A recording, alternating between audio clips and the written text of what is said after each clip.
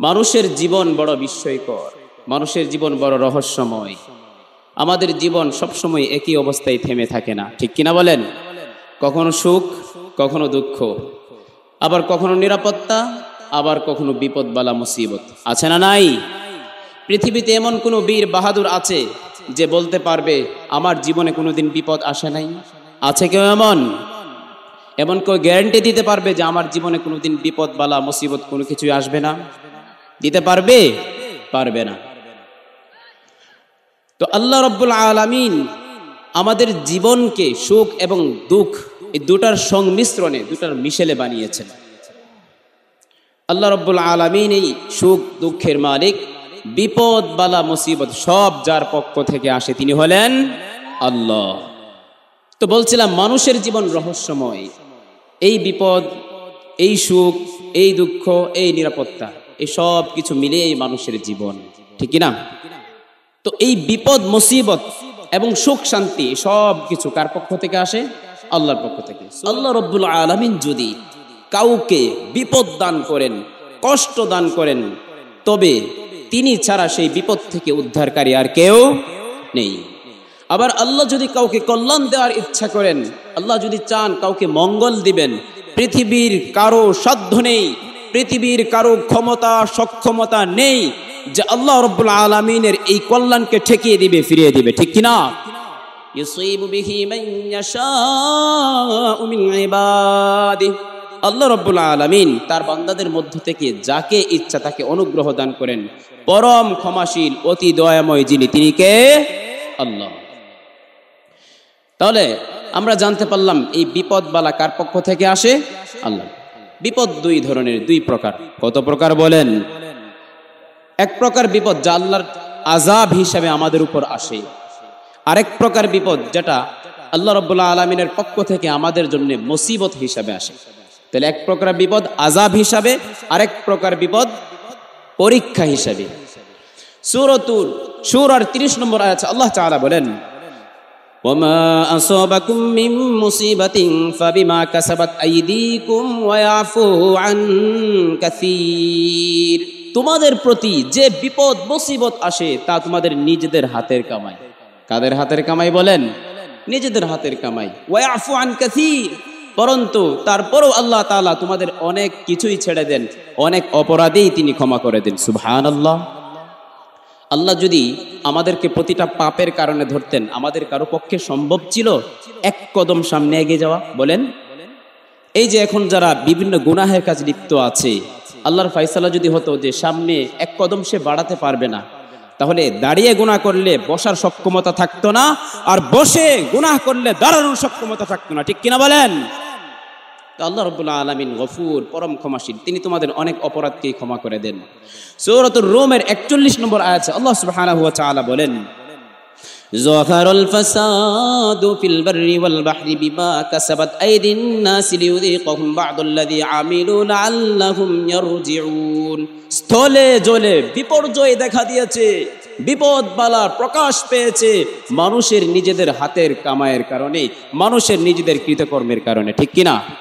গত কিছুদিন আগে আমাদের দেশে ভূমিকম্প হয়ে গেল কিনা? মহামারী আসে কিনা? করোনা ভাইরাস গিয়েছে কিনা?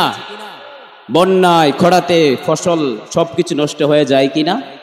কেন? এসব আমাদের হাতের কামাই। আমরা যত বেশি পাপাচার করি, আল্লাহ রাব্বুল আলামিন নিজে আমাদেরকে কিছু শাস্তি আস্বাদন করান, যে সম্পর্কে আল্লাহ বলেছেন, লিনুযীকাহুম বা'দাল্লাযী আমিলু লাআল্লাহুম ইয়ারজিউন। যার ফলে আল্লাহ সুবহানাহু ওয়া তাআলা মাঝে মাঝে তাদেরকে তাদের কোন কোন কাজের শাস্তি আস্বাদন করান। কেন? লাআল্লাহুম ইয়ারজিউন, যাতে তারা শয়তানের পথ ছেড়ে ফিরে আসে কার পথে? আল্লাহর পথে। তো এই দুটি আয়াত থেকে আমরা জানতে পারলাম আল্লাহর পক্ষ থেকে যে বিপদ আসে সেটা কখনো কখনো আযাব হিসাবে আসে। কেন আসে? আমাদের পাপাচারের কারণে। আল্লাহ এমনটা কেন দেন? যাতে আমরা আল্লাহর পথে ফিরে আসি। কথা বুঝতে পেরেছেন? আমার কথা বুঝতে পারতেছেন আপনারা? শুনছেন তো? লিল্লাহি তাকবীর। আরেক প্রকার বিপদ যেটা আমাদের উপর আসে আল্লাহর পক্ষ থেকে, পরীক্ষা হিসেবে আমাদের উপর আসে। কেন? আল্লাহ পরীক্ষা করেন বান্দাকে, যে দেখি বান্দা আমার প্রতি বিপদ বলার সময় সন্তুষ্ট থাকে নাকি থাকে না। এর মাধ্যমে যখন আমরা পরীক্ষায় উত্তীর্ণ হই, আল্লাহ রাব্বুল আলামিন আমাদেরকে পুরস্কৃত করেন। সুবহানাল্লাহ। সূরাতুল বাকারা 155 নম্বর আয়াতে আল্লাহ তাআলা বলেন, وَلَنَبْلُوَنَّكُمْ بِشَيْءٍ مِّنَ الْخَوْفِ وَالْجُوعِ وَنَقْصٍ مِّنَ الْأَمْوَالِ وَالْأَنفُسِ وَالثَّمَرَاتِ وَبَشِّرِ الصَّابِرِينَ। আল্লাহ বলেন, আর আমি অবশ্যই তোমাদেরকে পরীক্ষা করব, কখনো কিছুটা ভয়ভীতির মাধ্যমে, ভয়ভীতি দিয়ে, আবার কখনো ক্ষুধার যন্ত্রণা দিয়ে, আবার কখনো জানমালের ক্ষয়ক্ষতির মাধ্যমে, আবার কখনো ধনসম্পদের ক্ষয়ক্ষতির মাধ্যমে।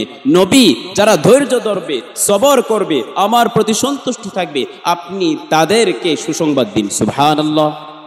সূরাতুল আনকাবুতের 2 এবং 3 নম্বর আয়াতে আল্লাহ তাআলা বলেন, বিসমিল্লাহির রহমানির রহিম, আলিফ লাম মিম, আহাসিবান নাসু আন ইউতরাকু আন ইয়াকুলু আমান্না ওয়া হুম লা ইফতানুন। মানুষেরা কি মনে করে যে আমরা ঈমান এনেছি এ কথা বললেই তাদেরকে পরীক্ষা না করেই ছেড়ে দেওয়া হবে? ওয়ালাকাদ ফাতান্নাল্লাযীনা মিন ক্বাবলিহিম ফালা ইয়া'লামান্নাল্লাহুল লাযীনা সাদাকু ওয়া লা ইয়া'লামান্নাল কাযিবিন। না, এটা কখনো না। ওয়ালাকাদ ফাতান্নাল্লাযীনা মিন ক্বাবলিহিম, তাদের আগে যারা ছিল তাদেরকেও তো আমি পরীক্ষা করেছি, সুতরাং তোমাদেরকেও পরীক্ষা করব। ঠিক কিনা বলেন? কেন? আল্লাহ জেনে নেবেন কে সত্যবাদী আর কে মিথ্যেবাদী। তাহলে আমার ভাইয়েরা, আমরা এই 5টি আয়াত থেকে যে বিষয়টা জানতে পারলাম সেটা হচ্ছে বিপদ মুসিবত সুখ শান্তি সব আসে যার পক্ষ থেকে, তিনি কে? আল্লাহ। আল্লাহর পক্ষ থেকে বিপদ কখনো আযাব হিসাবে আসে, আবার কখনো আল্লাহর পক্ষ থেকে বিপদ বালা পরীক্ষা হিসাবে আসে। আযাব হিসাবে কখন আসে? যখন আমাদের পাপাচার বেড়ে যায়। কেন আসে? যাতে করে আমরা শয়তানের পথ ছেড়ে কার পথে ফিরে আসি। আবার আল্লাহর পক্ষ থেকে বিপদ বালা পরীক্ষা হিসাবে আসে। কেন আসে? যাতে আমরা পরীক্ষায় উত্তীর্ণ হয়ে আল্লাহ রাব্বুল আলামিন আমাদের জন্য যে মর্যাদা রেখেছেন সেই মর্যাদাকে হাসিল করতে পারি। সুবহানাল্লাহিল আযীম। এখন বিপদ বালার সম্মুখীন হলে আমাদেরকে বিপদ থেকে উদ্ধার পাওয়ার দরকার আছে না নাই? কোরআন এবং হাদিসে বিপদ থেকে মুক্তি পাওয়ার কথা আছে না নাই? আছে। 3টি কাজ করতে হবে। কয়টি কাজ বলেন? সবাই বলেন কয়টি কাজ? 3টি কাজ করব ইনশাআল্লাহ। মনোযোগ সহকারে শুনবেন, আমলের নিয়তে শুনবেন, বাড়িতে পৌঁছানোর নিয়তে শুনবেন, আরেকজনের কাছে পৌঁছে দেওয়ার নিয়তে, আমলের নিয়তে যদি আমরা শুনি তাহলে আজকের এই মাহফিলকে আল্লাহ রাব্বুল আলামিন সার্থক করে দিবেন। আলহামদুলিল্লাহ। মোহতারাম হাজিরিন, 1 নম্বর, বিপদ বালা আমাদের জীবনে আসবেই। তখন আমাদেরকে যে কাজটা করতে হবে, এই বিপদের সময়ে রব্বুল আলামিনের সিদ্ধান্তের উপর সন্তুষ্ট থাকতে হবে, আল্লাহর ফয়সালার উপর রাজি থাকতে হবে, সবর এবং শুকর করতে হবে। তাহলে 1 নম্বর কাজ সবর এবং শুকর করা। সবাই বলেন 1 নম্বর কাজ কি? সবর এবং শুকর। অনেক মানুষ আছে অভিযোগ করে, আল্লাহ শুধু আমারই দেখে, আমাকেই বিপদ দে, আর কাউকে দেখে না। আমি 5 ওয়াক্ত নামাজ পড়ি, আমি তো হয়তো ভালো কাজ করি, দান সাদাকা করি, মসজিদে সবসময় পড়ে থাকি, বিপদ তো আমার পিছু ছাড়ে না। অমুক মানুষ সবসময় খারাপ কাজে মত্ত থাকে, তারে তো বিপদ ধরে না। এমন অভিযোগ অনেকের আছে না নাই? অভিযোগ করা যাবে না। আল্লাহর সিদ্ধান্তের উপর সন্তুষ্ট থাকতে হবে, বলতে হবে আল্লাহ এতে আমার জন্য মঙ্গল রেখেছেন। কি রেখেছেন? 1 নম্বর সবর এবং শুকর। 2 নম্বর, বিপদকালে অধিক পরিমাণে দোয়া দুরূদ পড়তে হবে, তাওবা ইস্তিগফার করতে হবে এবং রুজু ইলাল্লাহ, আল্লাহ তাআলার দিকে গুনাহ ছেড়ে ফিরে আসতে হবে। 2 নম্বর, অধিক পরিমাণে দোয়া দুরূদ, তাওবা ইস্তিগফার। বুঝতে পেরেছেন ইনশাআল্লাহ? 3 নম্বর, সালাতের মাধ্যমে, নামাজের মাধ্যমে আল্লাহ সুবহানাহু ওয়া তাআলার কাছে সাহায্য চেয়ে বিপদ থেকে মুক্তির বাহ্যিক চেষ্টা প্রচেষ্টা করতে হবে। বিপদ থেকে মুক্তির জন্য তো আমরা বাহ্যিক সকল চেষ্টা প্রচেষ্টাই তো করি। করোনা ভাইরাস গেল 2020 সালে, গোটা বিশ্বে তাণ্ডব লীলা চালিয়ে গেল, ঠিক কিনা? গোটা বিশ্বটাকে একদম স্তম্ভিত করে দিয়েছিল করোনা ভাইরাস। এমন সময় আমরা দেখেছি রাষ্ট্রীয় পর্যায়ের নেতৃবৃন্দ যারা আছেন, বাহ্যিক যত চেষ্টা প্রচেষ্টার দরকার সবকিছুই করেছেন, কিন্তু কোরআন এবং হাদিসের শিক্ষা অনুযায়ী তখনকার সময়ের যে আমল ছিল সেগুলার প্রতি তারা তেমন কোনো ধরনের তাদের প্রচেষ্টা কোনো কিছুই দেখান নাই, ঠিক কিনা? এজন্য কোরআন এবং হাদিস অনুযায়ী যে শিক্ষা আছে সেটার বাস্তবায়নের চেষ্টা করতে হবে। তাহলে আমরা জানতে পারলাম তিনটা কাজ করব। আল্লাহ রাব্বুল আলামিন মুমিনকে এতটা সম্পদ দিয়েছেন যে, মুমিনের জন্য এত বরকত রেখেছেন যে মুমিনের বিপদের সময়ও তার কল্যাণ, আবার যখন তার সুখের সময় সেই সময়ও কল্যাণ। সুবহানাল্লাহ। মুমিনের এমন কোন অবস্থা বাদ নেই যে অবস্থাটা তার জন্য কল্যাণকর না। সহিহ মুসলিম 2999 নম্বর হাদিসের বর্ণনা, عن صهيب رضي الله عنه قال قال رسول الله صلى الله عليه وسلم নবীজির সাহাবী সুহাইব রাদিয়াল্লাহু আনহু বলেন, নবীজি সাল্লাল্লাহু আলাইহি ওয়াসাল্লাম বলেছেন, আজাবান লিআমরিল মুমিন, মুমিনের অবস্থা বড়ই বিস্ময়কর, মুমিনের অবস্থা বড়ই রহস্যময়। ইন্না আমরাহু কুল্লাহু খায়র, মুমিনের সকল কাজ তার জন্য কল্যাণকর। সুবহানাল্লাহ। ওয়ালাইসা যাকা লিআহাদিন ইল্লা লিল মুমিন, মুমিন ছাড়া এই বৈশিষ্ট্য আর কারো নাই, মুমিন ছাড়া এই গুণটি আর কারো নাই। নবীজি সাল্লাল্লাহু আলাইহি ওয়াসাল্লাম এবার বিস্তারিত বলেন, ইন আসাবাতহু সাররাউ সাবারা, মুমিন যদি সুখ শান্তি লাভ করে, অডেল ধন সম্পদের মালিক হয়ে যায়, অনেক জায়গা জমির মালিক হয়ে যায়, অনেক সন্তান সন্ততির মালিক হয়ে যায়, ভালো অবস্থার সম্মুখীন হয়, তবে মুমিন অহংকার করে না, তবে মুমিন অহংকারের ঠেলায় কলার নাড়া দেয় না। দাম্ভিকতার কারণে যাদের মাটিতে পা পড়ে না তাদের মতো মুমিন হয় না, বরং মুমিন বান্দা বিনীত হয়ে শুকরিয়া করে, কার? শুকরিয়া করে আল্লাহ রাব্বুল আলামিনের। ওয়া ইন আসাবাতহু দাররাউ, মুমিন যদি কোনো বিপদের সম্মুখীন হয়, খারাপ অবস্থার সম্মুখীন হয়, তবে মুমিন আল্লাহর প্রতি অভিযোগ করে না, আল্লাহর প্রতি অনুযোগ করে না। সে বলে না আল্লাহই শুধু আমার এই দেখছে, আর কাউকে দেখে না, এই কথা বলে না। অসন্তুষ্টি প্রকাশ করে না আল্লাহর সিদ্ধান্তের অসন্তুষ্টি করে না। আল্লাহর সিদ্ধান্তের উপর সে রাজি থাকে এবং সে সবর করে, বিপদ আপদে ধৈর্য ধরে, যার ফলে আল্লাহ রাব্বুল আলামিনের পক্ষ থেকে সে অনেক অনেক পরিমাণে সওয়াব লাভ করে। সুবহানাল্লাহ। আল্লাহ রাব্বুল আলামিন বলেন, ইন্নামা ইউওয়াফাস সাবিরুনা আজরাহুম বিগাইরি হিসাব, সাবের বান্দা যারা, ধৈর্যশীল বান্দা যারা, আল্লাহ রাব্বুল আলামিন তাদেরকে বেহিসাব প্রতিদান দান করবেন। ফাকানা খায়রান লাহু, এজন্যই নবী বলেন মুমিনের সুখের অবস্থা দুঃখের অবস্থা দুটোই তার জন্য কল্যাণকর। সুবহানাল্লাহ। মুমিন যদি বিপদ আপদে সবর করে, ধৈর্য ধরে, তাহলে তার গুনাহ মাফ হয়। সুবহানাল্লাহ। সহিহ বুখারীর 5640 নম্বর হাদিসের বর্ণনা, عن الزهري رحمه الله تعالى قال أخبرني عروة بن الزبير رحمه الله, ইমাম জুহরি রাহমাতুল্লাহি আলাইহি বলেন, আমার উস্তাদ উরওয়া ইবনে জুবাইর আমার কাছে সংবাদ দিয়েছেন, আমার কাছে খবর দিয়েছেন, আন্না আয়েশা রাদিয়াল্লাহু আনহা যাওজান নবী সাল্লাল্লাহু আলাইহি ওয়াসাল্লাম قالت, নবীজির বিবি হযরত আয়েশা রাদিয়াল্লাহু আনহা আমাদের আম্মা জান। নবীজির বিবিগণ আমাদের কি হন? আম্মা জান হন। দলিল, আন-নাবিয়্যু আওলা বিল মুমিনিনা মিন আনফুসিহিম ওয়া আজওয়াজুহু উম্মাহাতুহুম, এই আয়াতে আল্লাহ বলেছেন যে নবী তোমাদের নিজেদের জানের চাইতেও বেশি প্রিয় হতে হবে। সুবহানাল্লাহ। ওয়া আজওয়াজুহু উম্মাহাতুহুম, এবং নবীর বিবিগণ যারা সবাই মুমিনদের মাতা। সুবহানাল্লাহ। সেই হিসেবে নবীজির একজন বিবির নাম হলো আয়েশা, তিনি আমাদের কি হন? আম্মাজান। তো আমাদের আম্মাজান আয়েশা সিদ্দিকা রাদিয়াল্লাহু আনহা বলেন, ক্বালা রাসূলুল্লাহ সাল্লাল্লাহু আলাইহি ওয়াসাল্লাম, নবীজি বলেছেন, মা মিন মুসিবাতিন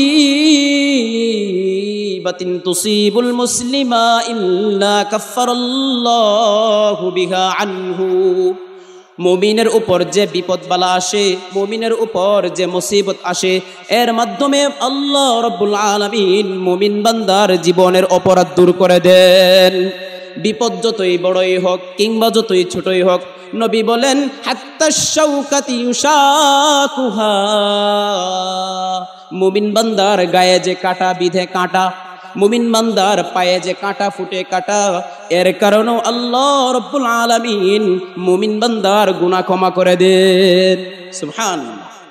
মুমিন বান্দা যদি সবর করে, মুমিন বান্দা যদি শুকর করে, আল্লাহ রাব্বুল আলামিন এই সবর এবং শুকর করবার ফলে বিপদের কারণে সবর এবং শুকর করার দ্বারা আল্লাহ তাকে বিপদের বদলায় সওয়াব দান করেন। সুবহানাল্লাহ।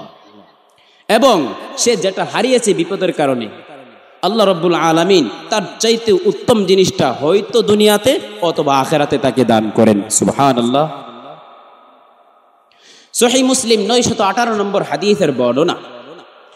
عن أم سلمة زوج النبي صلى الله عليه وسلم تقول سمعت رسول الله صلى الله عليه وسلم يقول নবীজির বিবি আমাদের আম্মা জান উম্মে সালামা রাদিয়াল্লাহু আনহা বলেন, আমি একবার বিশ্বনবী সাল্লাল্লাহু আলাইহি ওয়াসাল্লামকে বলতে শুনলাম, তিনি বলেন, মা মিন আবদিন তুসিবুহু মুসিবাহ, কোন বান্দা যখন বিপদে পতিত হয়, কোন বান্দা যখন মুসিবতে আক্রান্ত হয়, আর সে আল্লাহকে ডেকে বলে, ইন্না লিল্লাহি ওয়া ইন্না ইলাইহি রাজিউন, আল্লাহুম্মা আজুরনি ফি মুসিবাতি ওয়া আখলিফ লি খায়রাম মিনহা, ছোট্ট এই দোয়াটি পড়ে, যে দোয়ার ভেতরে সে আল্লাহকে ডেকে বলে ইন্না লিল্লাহ, নিঃসন্দেহে আমরা সবাই কার?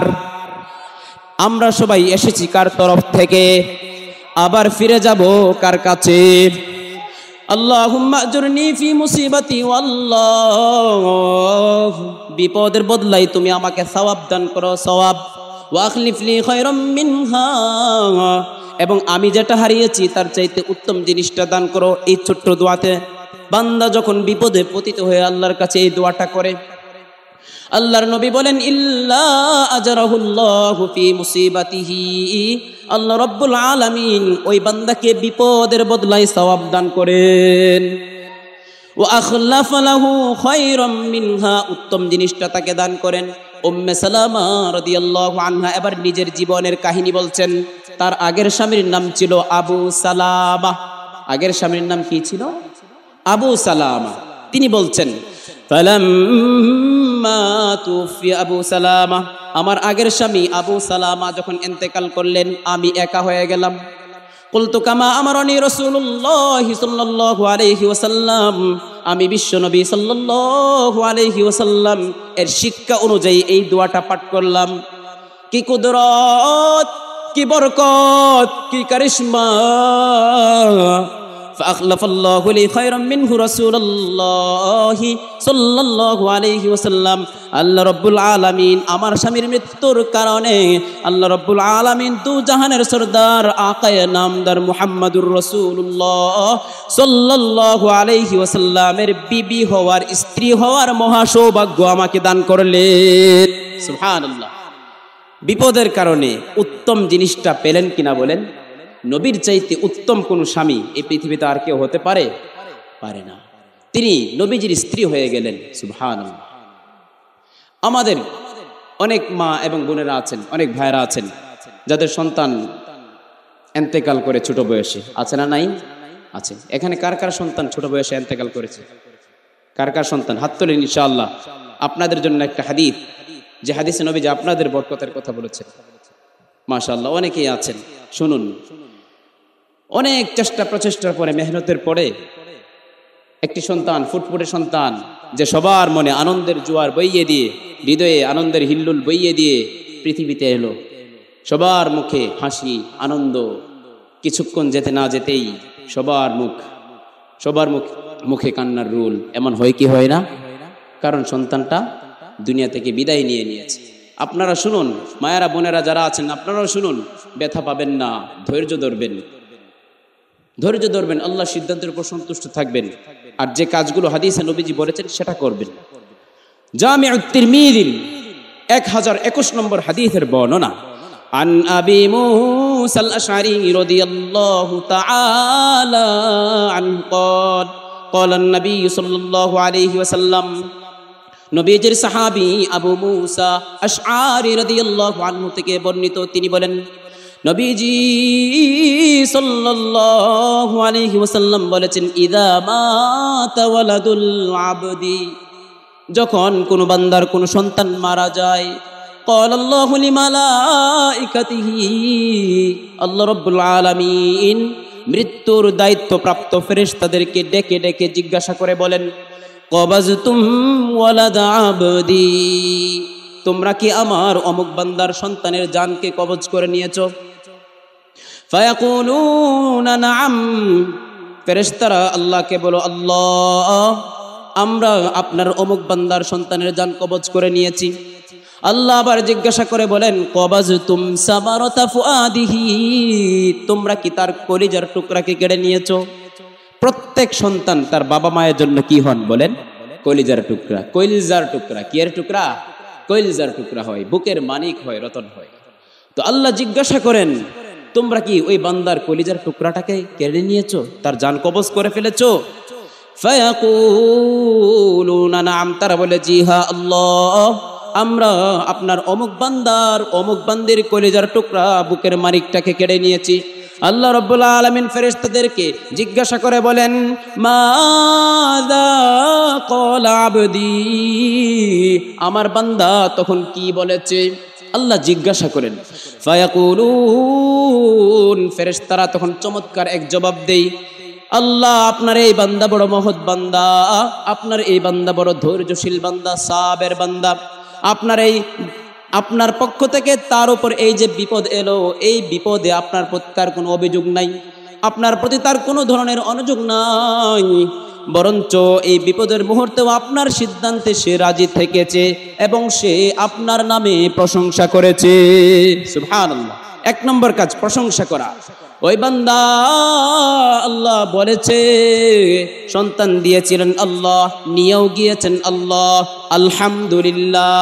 ওস্তারজা আরশে পড়েছে, ইন্না লিল্লাহি ওয়া ইন্না ইলাইহি রাজিউন। সবাই পড়ুন, ইন্না লিল্লাহি ওয়া ইন্না ইলাইহি রাজিউন। আল্লাহর সিদ্ধান্তের উপর সন্তুষ্ট থেকে সবর করেছে, তার শুকর করেছে এবং পড়েছে ইন্না লিল্লাহ। আল্লাহ রাব্বুল আলামিনের রহমতের দরিয়ায় তখন জোশ মেরে যায়। আল্লাহ রাব্বুল আলামিন ফেরেশতাদেরকে ডেকে বলেন, ও আমার ফেরেশতারা, উবনু লিআবদি বাইতান ফিল জান্নাহ, আমার এই মহৎ বান্দাটার জন্য তোরা জান্নাতে একটা ঘর নির্মাণ করে দে। ওয়াসাম্মুহু বাইতাল হামদ, ও আমার ফেরেশতারা, ওই ঘরের প্রধান ফটক, প্রধান গেটের মধ্যে তোরা লিখে দে, এই ঘরটার নাম হলো বাইতুল হামদ, প্রশংসার ঘর। কারণ আমার বান্দা পরম বিপদের মুহূর্তেও আমাকে ভুলে নাই, বরঞ্চ আমাকে ভুলে নাই তো ভুলেই নাই, আমার নামে সে প্রশংসা করেছে। সুবহানাল্লাহ। তাহলে আমাদের মায়েরা, বোনেরা এবং ভাইয়েরা, বাবারা, যাদের সন্তান ছোটবেলায় মারা গিয়েছে, আপনারা ব্যথা পাবেন। মানব হিসাবে স্বাভাবিক যে ব্যথা, সেটা তো আমাদের লাগবে। আল্লাহর সিদ্ধান্তের উপর কি অসন্তুষ্ট হবেন? বলবেন আল্লাহ আমার সন্তানকে নিয়ে গেল, এই কথা বলবেন? বলবেন না, কিছুতেই না। যাদের বিবাহ হয়েছে, যাদের সন্তান ভবিষ্যতে হবে, ওনাদের যদি এমন ঘটনা ঘটে, আপনার এই হাদিসটা জামিউ তিরমিজির 1021 নম্বর হাদিস, এটা ভালোভাবে মনে রাখবেন। আল্লাহ ওই সমস্ত ধৈর্যশীল বান্দাদের জন্য জান্নাতে একটা ঘর নির্মাণ করে রাখেন। সুবহানাল্লাহ। অনেক মানুষ বিপদ আপদে অধৈর্য হয়ে পড়ে, মৃত্যু কামনা করতে থাকে, বলে কত মানুষ কত ভাবে মারা যায়, আমি মরি না কেন? বলে কিনা? ট্রেনের নিচে চাপা পড়ে মারা যায়, আমি মরি না কেন? অনেক মায়েরা, বোনেরা বলেন, কত মানুষ তো উষ্ঠাকায় ময়রা যায়, উষ্ঠাকায় কি হয়ে যায়? ময়রা যায়, আমি মরি না কেন? আল্লাহ আমারা দেখে না কেন? অধৈর্য হয়ে মৃত্যু কামনা করতে ইসলাম কি করেছে বলেন? নিষেধ করেছে। ক্বালান নবী সাল্লাল্লাহু আলাইহি ওয়াসাল্লাম, আল্লাহর নবী বলেন, লা ইয়াতামান্নায়ান্না আহাদাকুমুল মাউত মিন দুররিন আসাবা, বিপদ আপদের কারণে তোমাদের কেউ যেন মৃত্যু কামনা না করে। জীবন সম্পর্কে সে যদি হতাশী হয়ে পড়ে, আল্লাহ বলেন, লা তাকুনাতু মির রাহমাতিল্লাহ, তোমরা আল্লাহর রহমত থেকে নিরাশ হয়ো না। এরপরও কোনো বান্দা যদি মনে করে আমার জীবন আর চলবে না, আমার জন্য মৃত্যুটাই শ্রেয়, তবে এমন বান্দাকে আল্লাহর নবী শিক্ষা দিয়েছেন, কি বলবে? ফাইন কানা লা বুদ্দা ফাইলান, যদি অবস্থা এমনই হয়ে যায়, তাকে কোনো না কোনো কিছু করতে হবে, বলতে হবে, এমন বান্দা বলবে। মনোযোগ সহকারে শুনুন কি বলবে। নবী বলেন, ফালইয়াকুল আল্লাহুম্মা আহইনি মা কানাতিল হায়াতু খায়রান লি, আল্লাহকে ডেকে বলবে, ও আল্লাহ, আমার জীবন আমার জন্য কল্যাণকর যতক্ষণ পর্যন্ত, আমার জীবন আমার জন্য যতক্ষণ পর্যন্ত কল্যাণকর, আমার জীবন আমার জন্য যতক্ষণ পর্যন্ত মঙ্গলময়, ততক্ষণ পর্যন্ত তুমি আমাকে জীবিত রেখো। ওয়া তাওয়াফানি ইযা কানাতিল ওয়াফাতু খায়রান লি, আমার জীবিত থাকার চেয়ে যদি আমার মৃত্যুবরণেই উত্তম হয়, আমার মৃত্যুই যদি উত্তম হয়, তবে তুমি আমাকে কল্যাণের মৃত্যু দান করো, তবে তুমি আমাকে ঈমানের মৃত্যু দান করো। সুবহানাল্লাহ। এইভাবে দোয়া করবে, জীবন আমার জন্য যতক্ষণ কল্যাণকর আমাকে বাঁচিয়ে রেখো, আর মৃত্যু যদি আমার জন্য কল্যাণকর হয়, এখন আমি মারা গেলে ঈমান সহ কবরে যেতে পারবো, তবে তুমি আমাকে কি দান করো? মৃত্যু দান করো। এইভাবে দোয়া করবে। ঈমানের পথে অটল অবিচল থেকে আমরা সবাই মৃত্যুবরণ করতে চাই কি চাই না? যদি আমরা চাই, আমাদেরকে আমল করতে হবে কি হবে না? আমরা আমল করবো ইনশাআল্লাহ। ঈমানের পথে অবিচল থেকে আমার মরণ যেন হয়, ঈমানের পথে অবিচল থেকে আমার মরণ যেন হয়। তোমারই কাছে মিনতি আমার, তোমারই কাছে মিনতি আমার, মহামহিম দয়াময়, ঈমানের পথে অবিচল থেকে আমার মরণ যেন হয়, ঈমানের পথে অবিচল থেকে আমার মরণ যেন হয়। আল্লাহ আমাদের সবাইকে কবুল করুন, পড়ে আমিন। তাহলে এই এতক্ষণ পর্যন্ত আয়াত এবং হাদিস বললাম, কি শিখলাম? যে আমাদেরকে এক নম্বর কাজ সবর এবং শুকর করতে হবে। কি করতে হবে বলেন? সবর এবং শুকর করতে হবে। দুই নম্বর, অধিক পরিমাণে দোয়া দুরূদ পড়তে হবে। আল্লাহর একজন নবী ছিলেন ইউনুস আলাইহিস সালাম, যাকে মাছে গিলে নিয়েছিল। 3 অন্ধকারের ভেতরে তিনি ছিলেন। 1 রাতের অন্ধকার, 2 সমুদ্রের অন্ধকার, 3 মাছের পেটের অন্ধকার। কয় অন্ধকার? 3 অন্ধকার। ইউনুস আলাইহিস সালাম সেই 3 অন্ধকারের ভেতর থেকে আল্লাহকে ডেকে বলেন, আল্লাহ লা ইলাহা ইল্লা আনতা সুবহানাকা ইন্নী কুনতু মিনাজ জালিমিন। যিনি ছাড়া কোনো ইলাহ নাই, যিনি ছাড়া কোনো মাবুদ নাই, তিনি কে? সুবহানাকা ইন্নী কুনতু মিনাজ জালিমিন। আল্লাহ, আমি আমার উপর জুলুম করেছি, তুমি আমাকে মুক্তি দান করো। আল্লাহ বলেন, ফাস্তাজাবনা লাহু ওয়া নাজ্জায়নাহু মিনাল গাম্মি ওয়া কাযালিকা নুনজিল মুমিনিন। আমি ইউনুস এর দোয়া কবুল করেছিলাম এবং তাকে মুক্তিও দিয়েছিলাম। সুবহানাল্লাহ। ওয়া কাযালিকা নুনজিল মুমিনিন। এভাবে যুগে যুগে মুসলিম উম্মাহ বিপদের সামনাসামনি হয়ে যতক্ষণ পর্যন্ত সে দোয়া করবে, রব্বুল আলামিন তাকেও মুক্তি দান করবেন। সুবহানাল্লাহ। তাহলে বিপদ মুসিবতের সময় আমরা বেশি থেকে পড়তে পারি, বেশি লা ইলাহা ইল্লা আনতা সুবহানাকা ইন্নী কুনতু মিনাজ জালিমিন। আইয়ুব আলাইহিস সালাম ভীষণ রকম অসুস্থ ছিলেন। আল্লাহকে ডেকে বললেন, রব্বি আন্নী মাসসানিয়াদ দুররু ওয়া আনতা আরহামুর রাহিমিন। আল্লাহ, আমাকে ভীষণ বিপদ, কঠিন দুরারোগ্য আমাকে আক্রান্ত করে ফেলেছে। আল্লাহ, আপনি আমাকে এর থেকে পরিত্রাণ দান করুন। ওয়া আনতা আরহামুর রাহিমিন। রহিম এবং রহমান তো আপনি। আল্লাহ রাব্বুল আলামিন তাকে বিপদ থেকে উদ্ধার করেছিলেন কিনা বলেন? তাহলে আমরা পড়ব, রব্বি আন্নী মাসসানিয়াদ দুর ওয়া আনতা আরহামুর রাহিমিন। 2টা। 3 নম্বর, মূসা আলাইহিস সালাম মাদিয়ানে চলে গিয়েছেন, অপরিচিত দেশ, কাউকে চিনেন না, থাকার আশ্রয় নেই, জায়গা নেই, খাওয়ার কিছু নেই, খাবার নেই। তখন আল্লাহকে তিনি ডেকে বললেন, আল্লাহ রব্বি আন্নী লিমা আনজালতা ইলাইয়া মিন খায়রিন ফাকির। আল্লাহ, আমার প্রতি আপনার অনুগ্রহ হিসেবে যাই বর্ষিত হবে আমি এর কাঙ্গাল। তখন আল্লাহ রাব্বুল আলামিন তাকে নবীর ঘরের মেহমান বানায় দিলেন। সুবহানাল্লাহ। তাহলে আমরা বিপদের সময় পড়তে পারি, রব্বি আন্নী লিমা আনজালতা ইলাইয়া মিন খায়রিন ফাকির। 3টা হাদিস যেটা পিছনে গিয়েছে সেখান থেকে আমরা জানতে পেরেছি, পড়বো ইন্না লিল্লাহি ওয়া ইন্না ইলাইহি রাজিউন। আমরা মনে করি এটা শুধুমাত্র মৃত্যুবরণের দোয়া, মানুষ মারা গেলেই শুধু এই দোয়াটা পড়তে হয়। আসলে না, যে কোনো বিপদের সময় এই দোয়াটা পড়া যায়। দলিল এই আয়াতটা ইন্না লিল্লাহি ওয়া ইন্না ইলাইহি রাজিউন আল্লাহ রাব্বুল আলামিন সূরাতুল বাকারাতে দিয়েছেন।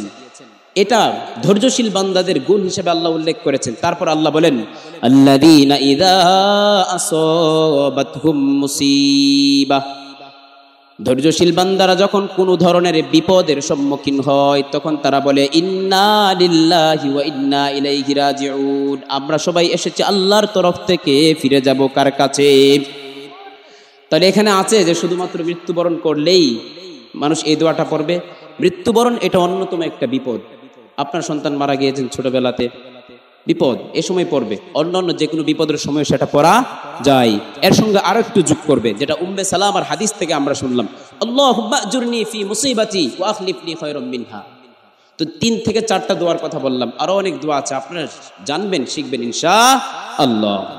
তাহলে 2 নাম্বার কাজ ছিল আমাদের, বিপদ আপদের সময় আমরা অধিক পরিমাণে দোয়া দুরূদ পড়বো, তাওবা ইস্তেগফার করে গুনাহ থেকে ফিরে আল্লাহর দিকে কি করব? রুজু করব ইনশাআল্লাহ। 2টা জিনিস গেল, 2টা পয়েন্ট গেল। 3 নম্বর, সালাতের মাধ্যমে, নামাজের মাধ্যমে আমরা আল্লাহ রাব্বুল আলামিনের কাছে সাহায্য চাইব। কি চাইব বলেন?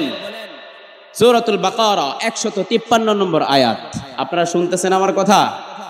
আপনারা আমার কথা বুঝতে পারতেছেন? অসুবিধা হচ্ছে না তো? অনেক বেশি কঠিন লাগতেছে না তো? তাহলে বুঝতে পারতেছেন? সবাই পড়ছে আলহামদুলিল্লাহ। 153 নম্বর আয়াত আল্লাহ তাআলা বলেন ইয়া আইয়ুহাল্লাযীনা আমানুস্তাঈনু বিস-সাবরি ওয়াস-সালাহ ইন্নাল্লাহা মা'আস-সাবিরিন।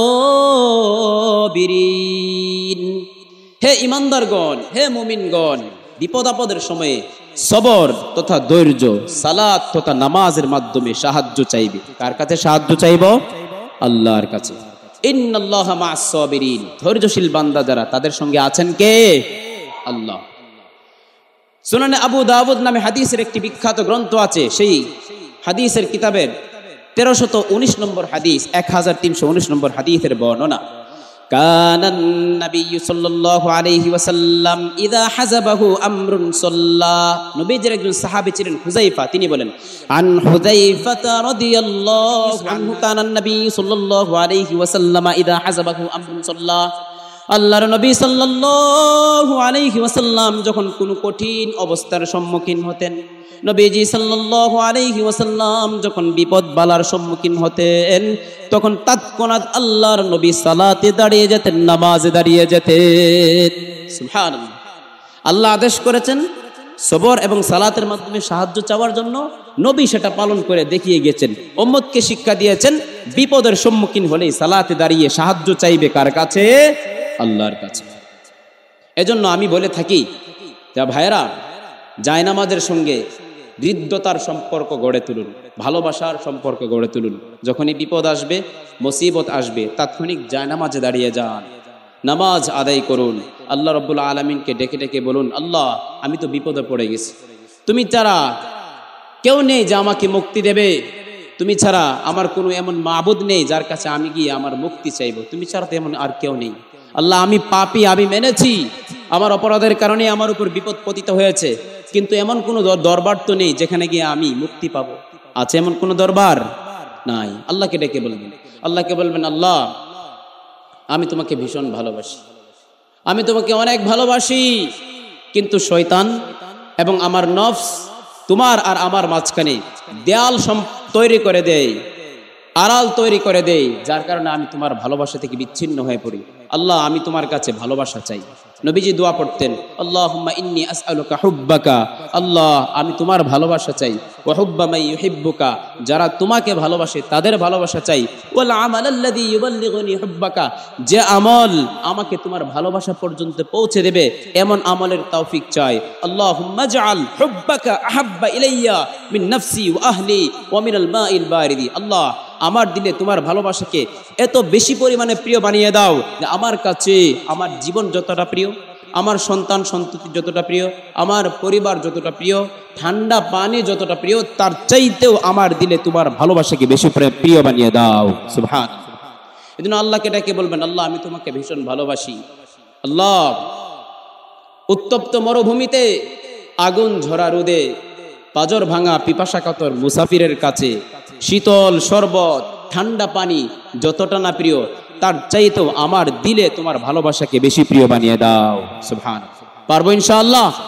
এখন শীতকাল চলে, ঘুটঘুটে অন্ধকার রাত্রিতে উঠবেন, ঠান্ডা পানি দিয়ে ওযু করবেন, সালাতে দাঁড়াবেন, সূরা কেরাত করবেন, আর চোখ থেকে অঝুরে অস্ত্র ঝরিয়ে নিজের বিপদ থেকে মুক্তি চাইবেন। উদ্ধার করে দিবেন কে? আল্লাহ। নামাজ পড়লে আমাদের কি কেউ বাধা দেয় বলেন? এমন কোন মসজিদ আছে বাংলাদেশে আপনাকে ঢুকতে দেয় না, দিবে না? নামাজ পড়লে কেউ আমাদের উপর জুলুম করে, আমাদেরকে মারে, আঘাত করে? কিন্তু নবীজি সাল্লাল্লাহু আলাইহি ওয়াসাল্লামের প্রথম দিকের সময়টা এতটা সহজ ছিল না। রাসূলুল্লাহ সাল্লাল্লাহু আলাইহি ওয়াসাল্লামকে সালাতের জন্য জুলুম করা হয়েছে। নাউযু বিল্লাহি মিন যালিক। সহিহ বুখারীর 240 এবং সহিহ মুসলিমের 1794 1794 নম্বর হাদিসের বর্ণনা। عن ابن مسعود رضي الله عنه قال নবীজির সাহাবী আব্দুল্লাহ ইবনে মাসউদ বলেন, বাইনামা রাসূলুল্লাহ সাল্লাল্লাহু আলাইহি ওয়াসাল্লাম ইউসাল্লি ইনদাল বাইত, একবার বিশ্বনবী সাল্লাল্লাহু আলাইহি ওয়াসাল্লাম বাইতুল্লাহ শরীফের নিকটে কাবা চত্বরে দাঁড়িয়ে নামাজ পড়ছিলেন। ওয়া আবু জাহলিন ওয়া আসহাবুন লাহু জুলুসুন, আবু জাহেল এবং তার সাঙ্গপাঙ্গরা, সঙ্গী সাথীরা কিছুটা দূরেই ছিল, গাল গল্প করছিল, চক্রান্ত করছিল। ওয়াকাদ নুহিরাত জাসুরুন বিল আমস, আগের দিন সেখানে একটা উট নহর করা হয়েছিল, একটা উটকে জবাই করা হয়েছিল। আবু জাহল যখন দেখতে পেল বিশ্বনবী সাল্লাল্লাহু আলাইহি ওয়াসাল্লাম কাবা চত্বরে দাঁড়িয়ে নামাজ পড়ছেন, তার শয়তানি মাথায় একটা শয়তানি বুদ্ধি খেলল। ফাকালা আবু জাহলিন, আবু জাহেল তার সাঙ্গপাঙ্গদেরকে ডেকে বলল, আইয়ুকুম ইয়াকুবু ইলা সালা জাজুরি বানি ফুলাদিন ফায়াখুদুহু, তোমাদের মধ্যে এমন কে আছে যে অমুক গোত্রের জবাইকৃত উটের রক্ত মিশ্রিত পচা বাসি নারী ভুঁড়ি সহ বাচ্চা থলিটা নিয়ে আসতে পারবে? কি নিয়ে আসবে? জবাইকৃত উটের রক্ত মিশ্রিত পচা বাসি নারী ভুঁড়ি জবাই করেছে, সেটা পরে আছে। ভুর বলি আমাদের এলাকার ভাষায়, গরুর ভুর, ঠিক আছে? এবং বাচ্চা থলি বলি আমরা, এটা পরে আছে। এটা কে আনতে পারবে? ফায়াদউহু ফি কাতিফাই মুহাম্মদ ইদা সাজাদা, আবু জাহেল বলে, মুহাম্মদ যখন সেজদায় যাবে তখন তোমাদের মধ্যে থেকে কে এমন আছো যে পারবে তার কাঁধের মধ্যে এই পচা বাসি নারী ভুরুটাকে রেখে দেবে? নাউযু বিল্লাহ। ফানবাআসা আশকাল কওম, কওমের সবচেয়ে দুরাচার, নিকৃষ্ট কওমের সবচেয়ে হতভাগা, জাহান্নামের কীট উকবা ইবনে আবি মুআইদ লাব্বাইক বলল, আমি আছি। ফাআখাযা, সে গিয়ে সেটা নিয়ে আসলো, সুযোগের অপেক্ষায় থাকলো। ফালাম্মা সাজাদান নবী সাল্লাল্লাহু আলাইহি ওয়াসাল্লাম, বিশ্বনবী সাল্লাল্লাহু আলাইহি ওয়াসাল্লাম যখন সিজদায় গেলেন, এই নরাধম পাপিষ্ট জাহান্নামের কীট উকবা ইবনে আবি মুআইদ ওয়াদআহু বাইনা কাতিফাই, বিশ্বনবী সাল্লাল্লাহু আলাইহি ওয়াসাল্লামের বরকতময় মুবারক কাঁধের মধ্যে সেটা নিক্ষেপ করলো। নাউযু বিল্লাহ। নবীজির কাঁধে নিক্ষেপ করলো, নবীজি সিজদায় পড়ে আছেন। এখানেই শেষ নয়, আব্দুল্লাহ ইবনে মাসউদ বলেন, ফাস্তাদহাকু, শয়তানগুলা অট্ট হাসিতে ফেটে পড়লো, উল্লাসে মেতে উঠলো, আনন্দ হাসি ঠাট্টা শুরু করলো। কেমন উল্লাস, কেমন নারকীয় উল্লাস! আব্দুল্লাহ ইবনে মাসউদ বলেন, ওয়া জাআলা বা'দুহুম ইয়ামিলু আলা বা'দ, একটা আরেকটার উপর হাসি ঠাট্টা করতে করতে গড়ায়া পড়তে লাগলো। নাউযু বিল্লাহ। ওয়ান নবী সাল্লাল্লাহু আলাইহি ওয়াসাল্লাম সাজিদুন মা ইয়ারফাউ রাসা, নবীজি তখনও সিজদায় পড়ে আছেন, মাথা উত্তোলন করেন নাই। আব্দুল্লাহ বিন মাসউদ বলেন, আনা কাইমুন আনজুরু, আমি ছিলাম দুর্বল মানুষ, কিছু করবার মতো সামর্থ্য আমার ছিল না। আমি দূরে থেকে দাঁড়িয়ে দাঁড়িয়ে দেখছিলাম, আর চোখ থেকে অঝুরে অশ্রু ঝরাচ্ছিলাম, অঝুরে কান্না করছিলাম, কান্না। আব্দুল্লাহ ইবনে মাসউদ রাদিয়াল্লাহু আনহু ছিলেন খাটো মানুষ, আবার পা গুলো ছিল চিকন চিকন, দুর্বল। তিনি বলেন, লাউ কানাত লি মানাতুন তারাহতুহু আন যহরি রাসূলিল্লাহি সাল্লাল্লাহু আলাইহি ওয়াসাল্লাম, যদি আমার কিছু করার সামর্থ্য থাকতো, সক্ষমতা থাকতো, তবে আমি বিশ্বনবী সাল্লাল্লাহু আলাইহি ওয়াসাল্লামের কাছ থেকে সেটা সরিয়ে দিতাম। হাত্তা ইনতালাকা ইনসানুন ফাআখবারা ফাতিমা, নবীজি সাল্লাল্লাহু আলাইহি ওয়াসাল্লাম ঘরের মধ্যে উটের নাড়ি বুড়ি থাকা অবস্থায় তখনও সিজদার ভেতরে পড়ে আছেন।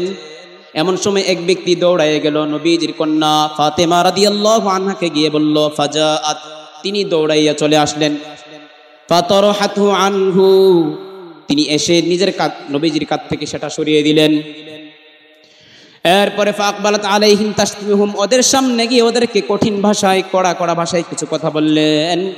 ফালাম্মা কদান নবিয়্যু সাল্লাল্লাহু আলাইহি ওয়াসাল্লাম, নবীজি সাল্লাল্লাহু আলাইহি ওয়াসাল্লাম যখন নামাজ শেষ করলেন, সালাতা নামাজ, রাফা সাওতাহু সুম্মা দা আলাইহিম, নবীজি সাল্লাল্লাহু আলাইহি ওয়াসাল্লামের আওয়াজ উঁচু হয়ে গেল, বদদুয়া দিতে থাকলেন ওদের বিরুদ্ধে। আল্লাহুম্মা আলাইকা বিকুরাইশ, অন্য বর্ণনায় আল্লাহুম্মা আলাইকা মালাউম মিন কুরাইশ, আল্লাহ এই শয়তানগুলারে তুমি দেখে নিও, আল্লাহ এগুলাকে তুমি কি করে নিও, দেখে নিও। আব্দুল্লাহ বিন মাসউদ বলেন, ফাওয়াল্লাযী বাআসা মুহাম্মাদান সাল্লাল্লাহু আলাইহি ওয়াসাল্লাম বিল হক, ওই সত্তার কসম যেই সত্তা মুহাম্মাদুর রাসূলুল্লাহ সাল্লাল্লাহু আলাইহি ওয়াসাল্লামকে সত্য সহ পাঠিয়েছিলেন। লাকাদ রাআইতুল লাযীনা সাম্মা, বিশ্বনবী ওই দিন 6 থেকে 7টা কাফেরের নামে যে বদদুয়া করেছিলেন, ওদের প্রায় প্রত্যেকটাকেই দেখলাম সরআ ইয়াউমা বদরিন, বদরের যুদ্ধের দিন কুকুরের মতো, শেয়ালের মতো, বেওয়ারিশ লাশের মতো, পরিত্যক্ত লাশের মতো মৃত হয়ে মরে বদরের যুদ্ধের ময়দানের এখানে ওখানে পড়ে আছে। আল্লাহু আকবার। এখানেই শেষ নয়, সুম্মা সুহিবু ইলাল কলিবি বদরিন, তারপরে এই নরধম প্রত্যেকটাকেই বদরের কুয়ার মধ্যে নিক্ষেপ করা হয়। আল্লাহু আকবার। তাহলে দেখেন ভাইয়েরা, নবীজি নামাজ পড়তে গিয়ে জুলুমের শিকার হয়েছেন। নবীজি নামাজের জন্য বেকুল ছিলেন, মুমূর্ষ অবস্থাতেও নামাজের জন্য বেকুল ছিলেন। সুবহানাল্লাহ। সহিহ বুখারী 687 এবং সহিহ মুসলিমের 418 বা 4541 4541 নম্বর হাদিসের বর্ণনা, যেখানে আছে উবাইদুল্লাহ বিন আব্দুল্লাহ রহিমাহুল্লাহ, আরবি বলছি না, উবাইদুল্লাহ বিন আব্দুল্লাহ রহমাতুল্লাহি আলাইহি আম্মাজান আয়েশার কাছে গিয়ে জিজ্ঞাসা করলেন, বললেন, আম্মাজান আপনি কি আমাদেরকে নবীজির ইন্তেকালের আগের অসুস্থতা সম্পর্কে বলবেন না? তিনি বললেন, ক্বালাত বালা, হ্যাঁ অবশ্যই বলবো, শুনো। এবার তিনি বিবরণ দিচ্ছেন। সাকুলান নবী সাল্লাল্লাহু আলাইহি ওয়াসাল্লাম, নবীজি ভীষণ অসুস্থ হয়ে পড়লেন, অসুস্থতা বেড়ে গেল। ক্বাল, নবী বললেন, আসাল্লান নাস, সাহাবীরা কি নামাজ পড়ে নিয়েছে? কুলনা লা ওয়া হুম ইয়ান্তাজিরুনাকা ইয়া রাসূলুল্লাহ, আমরা বললাম না আল্লাহর নবী, তারা আপনার জন্য অপেক্ষা করছেন, ইন্তজার করছেন। ক্বাল, নবী বললেন, দউ লিমা আন ফিল মিখদাব, তোমরা আমার জন্য পাত্রে পানি রাখো, পানি আমি গোসল করব। ফাফআলনা, আমরা পাত্রে পানি রাখলাম। ফাগতাসালা, নবীজি সাল্লাল্লাহু আলাইহি ওয়াসাল্লাম গোসল করলেন। কতটা অসুস্থ ছিলেন শুনেন। সুম্মা যাহাবা লিয়ানুআ, নবীজি বসা থেকে যখন উঠতে চাইলেন, দাঁড়াতে চাইলেন, ফাউমিয়া আলাইহি, বেহুশ হয়ে মাটিতে পড়ে গেলেন। আল্লাহু আকবার। বেহুশ হয়ে জমিনে পড়ে গেলেন। সুম্মা ফাকা, কিছুক্ষণ পর যখন হুশ ফিরে আসলো, আবার বললেন, আসাল্লান নাস, সাহাবীরা কি নামাজ পড়ে নিয়েছে? নামাজের প্রতি কত বেকুলতা! সাহাবীরা কি নামাজ পড়ে নিয়েছে? কুলনা লা ওয়া হুম ইয়ান্তাজিরুনাকা ইয়া রাসূলুল্লাহ, আমরা বললাম না, তারা আপনার জন্য অপেক্ষা করছে। নবী আবার বললেন, আমার জন্য পাত্রে পানি রাখো। পাত্রে পানি রাখা হলো, তিনি আবার গোসল করলেন। যখন উঠতে চাইলেন, ফাউমিয়া আলাইহি, আবার বেহুশ হয়ে পড়ে গেলেন। কয়বার? 2 বার। কয়বার হলো? সুম্মা ফাকা, কিছুক্ষণ পর যখন হুশ ফিরে আসলো, নবীজি সাল্লাল্লাহু আলাইহি ওয়াসাল্লাম আবার জিজ্ঞাসা করলেন, আসাল্লান নাস, সাহাবীরা কি নামাজ পড়ে নিয়েছে? আম্মা জান বলেন, আমরা বললাম না, পড়ে নাই। আবার বললেন, দউ লিমা আন ফিল মিখদাব, পানি রাখো। পানি রাখা হলো, নবীজি গোসল করলেন। তৃতীয়বারের মতো যখন উঠতে চাইলেন, ফাউমিয়া আলাইহি, আবার বেহুশ হয়ে পড়ে গেলেন। সুম্মা ফাকা, আবার যখন হুশ ফিরে আসলো, আবার একই কথা, আসাল্লান নাস, সাহাবীরা কি জামাতের নামাজ পড়ে নিয়েছে? আল্লাহু আকবার। এই দিন উনি আর মসজিদে যেতে পারেন নাই, আরেকজনকে পাঠালেন, আবু বকরকে গিয়ে বলো নামাজ পড়াতে। আবু বকর রাদিয়াল্লাহু আনহু নামাজ পড়ালেন। এই কয়েকদিন আবু বকর রাদিয়াল্লাহু আনহু নামাজ পড়িয়েছিলেন। একদিন তিনি ইন্না রাসূলুল্লাহ সাল্লাল্লাহু আলাইহি ওয়াসাল্লাম ওয়াজাদা মিন নাফসি খিফা, কিছুটা সুস্থ অনুভব করলেন। কেমন সুস্থ শুনুন, কিছুটা সুস্থ অনুভব করলেন। তা আব্বাস এবং আলী রাদিয়াল্লাহু আনহুমা দুজনের কাঁধে ভর করে মসজিদের দিকে ছুটলেন। হাদিসের মধ্যে এসেছে নবীজি যখন যাচ্ছিলেন খতা পায়ের চিহ্নগুলা দেখা যাচ্ছিল, পা হেঁচড়ে হেঁচড়ে মসজিদের দিকে যাচ্ছিলেন। আল্লাহু আকবার। খুব বেশি সুস্থ ছিলেন সেদিন। দুইজন সাহাবীর কাঁধে ভর করে মসজিদের দিকে যাচ্ছেন, তাও আবার পা যে ছুটছে মসজিদের দিকে, পায়ের রেখাগুলা দেখা যাচ্ছে, মানে হাঁটতে পারছিলেন না। তারপরও নবীজি মসজিদে গিয়ে জামাতের সাথে নামাজ আদায় করেছেন। আল্লাহু আকবার। আন আনাস ইবনে মালিক রাদিয়াল্লাহু আনহু قال নবীজির সাহাবী আনাস বিন মালিক বলেন, যিনি নবীজির 10 বছরের খাদেম সাহাবী ছিলেন, 10 বছর নবীজির খেদমত করছেন। সাধারণ কথা, 10 বছর। খাদামতু নবী সাল্লাল্লাহু আলাইহি ওয়াসাল্লাম 10 সিনিন, 10 বছর আমি নবীজির খেদমত করেছি।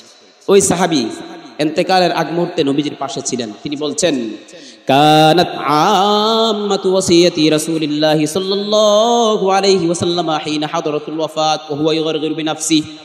বিশ্বনবী সাল্লাল্লাহু আলাইহি ওয়াসাল্লামের সর্বশেষ কথা ছিল যখন তার গারগার শুরু হয়ে যায়, মৃত্যু যন্ত্রণা যখন শুরু হয়ে যায়, তখনও তিনি উম্মতকে বলছেন, উম্মত আসসালাতু ওয়া মা মালাকাত আইমানুকুম, উম্মত নামাজ পড়বে, নামাজের পাবন্দি করবে, আর তোমাদের অধীনস্থ লোক যারা আছে তাদের সঙ্গে ভালো ব্যবহার করবে। সুবহানাল্লাহ। তাহলে নবীজি সাল্লাল্লাহু আলাইহি ওয়াসাল্লাম আল্লাহর আদেশ যে বিপদের সম্মুখীন হলে নামাজ পড়ো, নামাজের মাধ্যমে সাহায্য চাও, সেটা বাস্তবায়ন করেছেন। জুলুমের শিকার হয়েছেন, তারপরও নামাজ পড়েছেন। অসুস্থ হয়েছেন, তারপরও নামাজ পড়েছেন। ইন্তেকাল করবেন, তখনও নামাজের কথা বলে গিয়েছেন। আল্লাহু আকবার। তো ইনশাআল্লাহ আমরা সবাই এই যে এতক্ষণ পর্যন্ত আলোচনা শুনলাম, বিপদ বালার সম্মুখীন হলে 3টা কাজের কথা বললাম। 1 নাম্বার সবর এবং শুকর। 1 নাম্বার কি? 2 নাম্বার অধিক পরিমাণে দোয়া দুরুদ। 3 নম্বর সালাত বেশি থেকে বেশি পরিমাণে পড়ে আল্লাহর কাছে সাহায্য চাওয়া। আমরা করবো ইনশাআল্লাহ, আমল করবো ইনশাআল্লাহ। আল্লাহ রাব্বুল আলামিন আমাকে আপনাদের সবাইকে এখান থেকে সহিহ কথাগুলা বুঝার, আমল করবার তৌফিক দান করুন। পড়ে আমিন।